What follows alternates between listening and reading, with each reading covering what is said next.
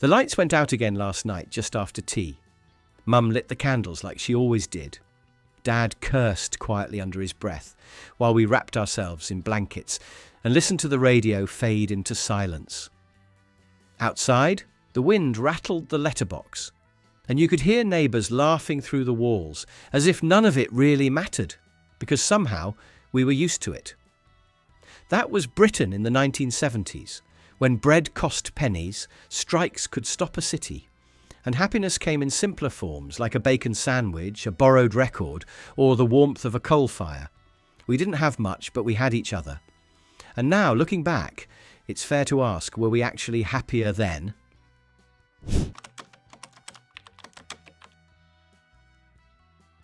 In the 1970s, Britain lived with less, but remembered more. Streets were quieter, lined with Morris Minors and Ford Cortinas parked under grey skies. Neighbours knew each other by name, and milk bottles still clinked on the doorstep each morning. The pace of life moved to the rhythm of kettles boiling, newspapers folding, and radios humming in the background. Shopping was an event, not a task. People visited the butcher, the baker, and the greengrocer in separate stops, each with its own smell and small talk. Supermarkets were growing, but still unfamiliar to many. You'd carry your groceries home in string bags, and perhaps bump into your teacher or the woman who ran the post office. At home, central heating was rare. Families warmed up by the fireplace or with paraffin heaters that left a smell no one forgets. Bedrooms were often cold, with ice on the inside of windows during winter. But somehow, everyone coped with hot water bottles, extra socks, and mugs of steaming tea. Television shaped evenings. Most homes had only 3 channels, and if your aerial was angled just right, maybe 4. Families gathered on the couch to watch Coronation Street or The Good Life, often on the same set, passed down through generations. There were no remotes, no streaming, only the sound of the announcer and the nation watching together. Children found joy outside, building dens, riding bikes and playing British Bulldog in the park until someone scraped a knee or it got too dark. Safety meant sticking together, not locking the doors.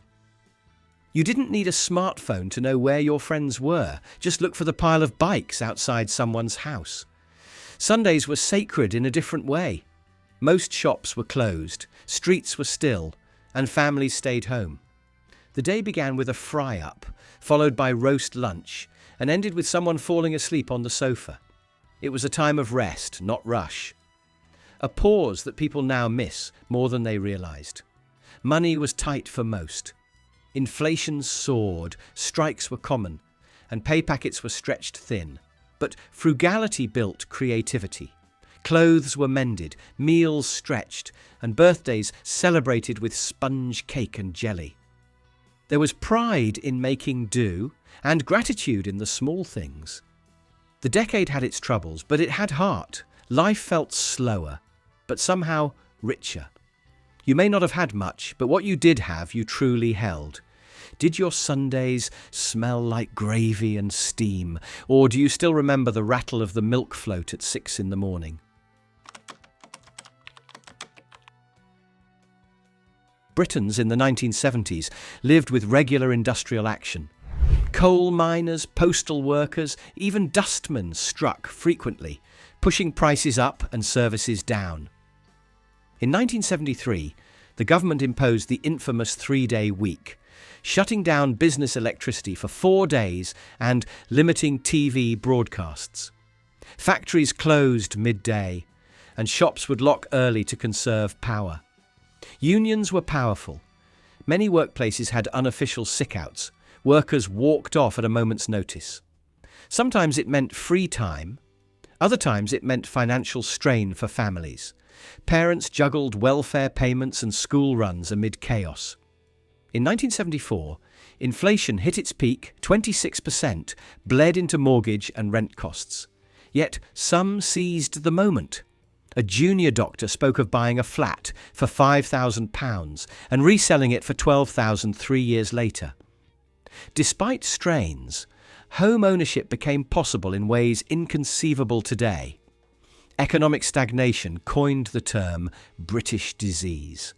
Productivity lagged and the economy sputtered.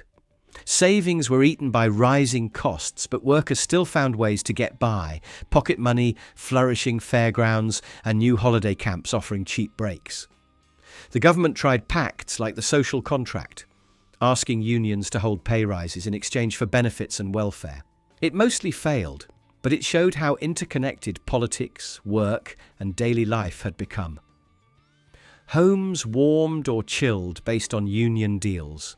Families learned to adapt. Mothers stretched groceries, made clothes, and turned comfy living rooms into makeshift classrooms during strikes. Fathers fixed old cars and radios themselves. Despite instability, a working-class pride flourished, defying hardship, choosing solidarity.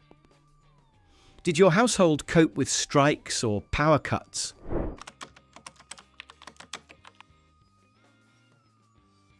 The 1970s were musically explosive. Glam rock stars like David Bowie and T-Rex dazzled, while progressive rock bands like Pink Floyd created epic soundscapes. Folk rock revived traditional tunes with modern flair. Fairport Convention and Steel Eye Span led the way. Root sounds like reggae and ska gained mainstream traction. Bands like Aswad and the Cimarrons brought Jamaican rhythms into pubs and radio. By the late 70s, the two-tone movement fused punk fury with ska beats, the Specials, madness, reshaping youth culture. The television brought communities together. Families watched Fawlty Towers, Dad's Army, and Blue Peter on purple-tinged cathode screens. Local corner shops sold VHS tapes, but most stories were shared at home over tea and laughter. By 1977, punk burst through: Sex Pistols, The Clash, the Buzzcocks, spiked hair, safety pins, sneers. It was loud, defiant, angry, but it also had roots in pub rock, bands like Dr. Feelgood, so it wasn't entirely new. Even punk wore borrowed details from teddy boy outfits of the 1950s. Cinema was changing too. Britain produced gritty kitchen sink dramas and comedies, but local productions like Abigail's Party showed middle-class anxiety in the suburbs. Those performances felt painfully real, echoing living rooms filled with awkward small talk and ambition. Kids grew up on Star Wars, followed the Osmonds or Bay City Rollers.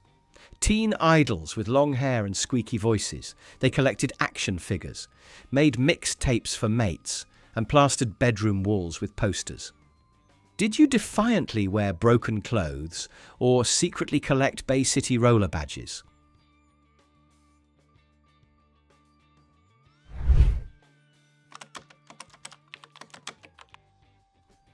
The women's movement gained traction. First National Conference in 1970 in Oxford pushed for equal pay, free nurseries, contraception. By mid-decade, rape crisis centres in Bristol and Leeds began to open. Feminist ideas were no longer whispered. In 1969 and onwards, car workers and teachers took action. The powerful message was clear: work and home life were inseparable. Women activists from Brixton and Manchester demanded rights and spaces. The movement gave new voice to the silent, unseen contributions at home and outside. Cultural change seeped through small towns too. Lesbian and gay rights groups emerged. Local LGBTQ+ communities in cities offered safe spaces. Love was no longer always discreet. Sometimes it was loud and proud, though still risky. Immigration continued shaping culture. Families from South Asia, the Caribbean, Ireland had established roots by the 70s. They added music, food, religion, language, community festivals, faith groups, new generations. It all shifted the look of high streets and parks. At the same time, racism and sexism were fought with confrontation, books, leaflets, protests. Reclaim the Night Marches in 1979 demanded safety and visibility. Schools started teaching tolerance, though bumpy and inconsistent it began. Tensions rose as older generations defended tradition, but younger Britons embraced change. They swapped pubs for discos, adult jackets for flares, old norms for new stories. Teach someone to ride a bike because you demanded a better world.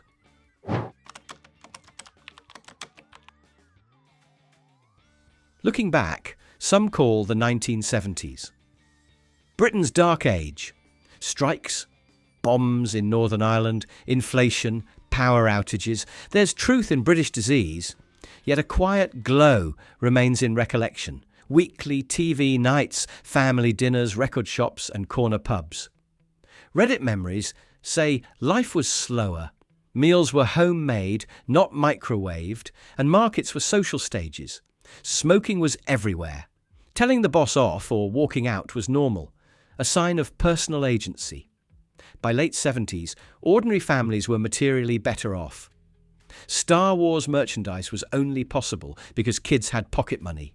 Central heating spread, making living rooms truly livable.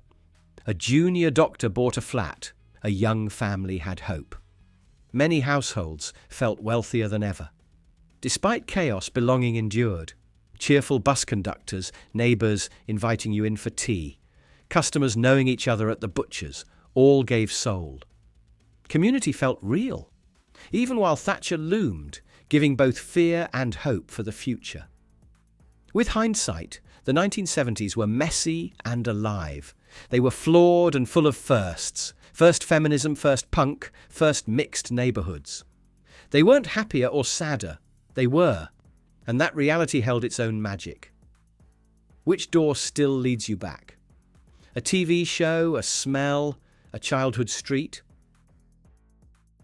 Maybe happiness wasn't about what we had, but how we lived with what we didn't. A shared pot of tea during a power cut. A radio humming quietly, while mum folded shirts by the window. A walk to the corner shop in the rain, with coins clutched tightly in your hand, your coat zipped all the way up. These weren't special occasions, but they stuck. They built something deeper than joy. They built belonging. Back then, time moved slower. Sundays were quiet. Strikes came and went. We worried, we waited, we made do. But somehow, in the middle of the power cuts, the cold bedrooms, the empty wallets, there was laughter. In those ordinary little struggles, families pulled closer. Communities mattered. You didn't need much, as long as you weren't alone. So if this journey brought something back to you, even if it was just a feeling you hadn't felt in years, maybe stay a little longer with us. Subscribe to the channel and help us keep these stories alive. Because remembering isn't just looking back. It's building a bridge between who we were and who we still are. And now it's your turn. What do you remember most from the 1970s? Was it the smell of fish and chips on a cold night? A blackout that turned into a game? A neighbour who always left their door open? Tell us in the comments, because the more we share, the more we keep that world alive.